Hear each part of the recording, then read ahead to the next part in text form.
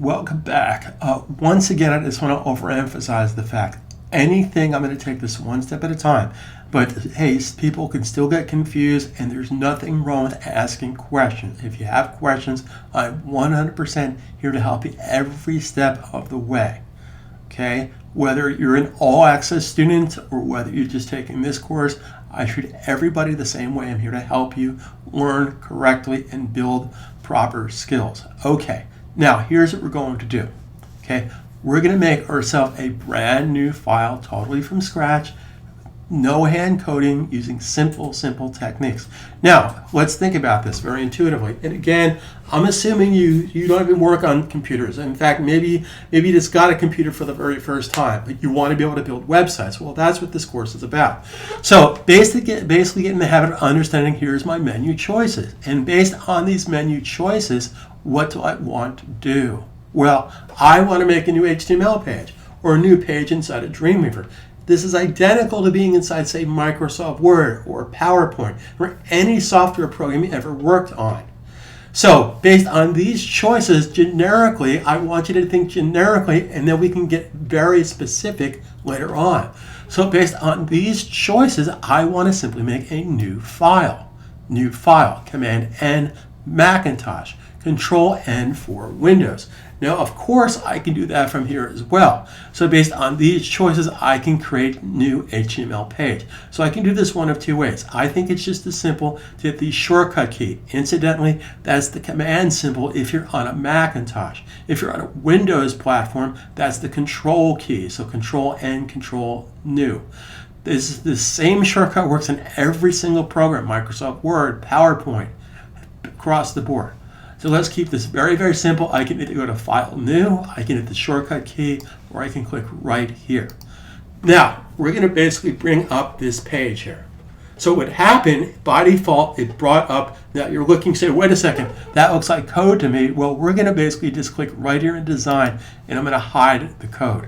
Now, this is my file management window that we don't need right now, so we're going to actually close that. Now, again, I want to keep this extremely simple.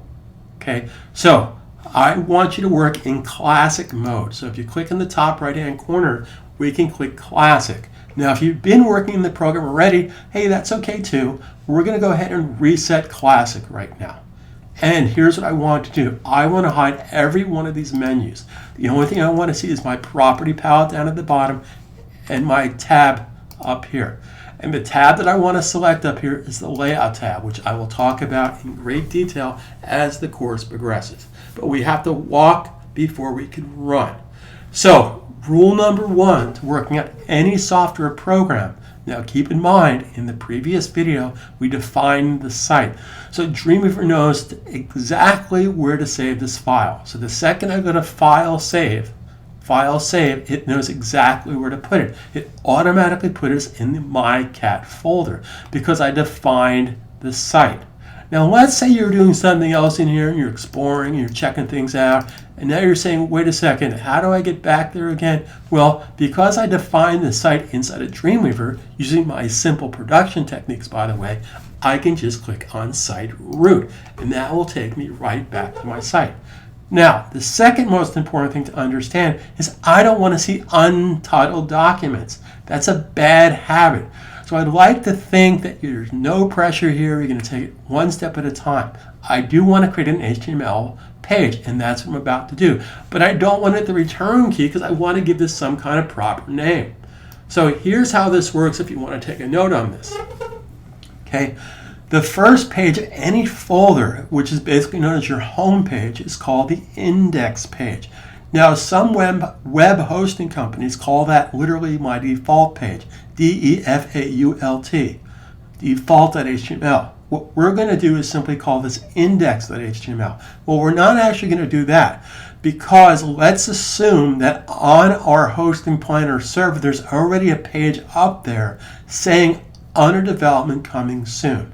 So that is basically your home page. So in this particular case, I'm going to share it with you, the same exact production techniques that I use to build websites. So what we're going to do here is call this our index, and I'm going to say index hyphen v1. Now, what do you think that V stands for? The V stands for version.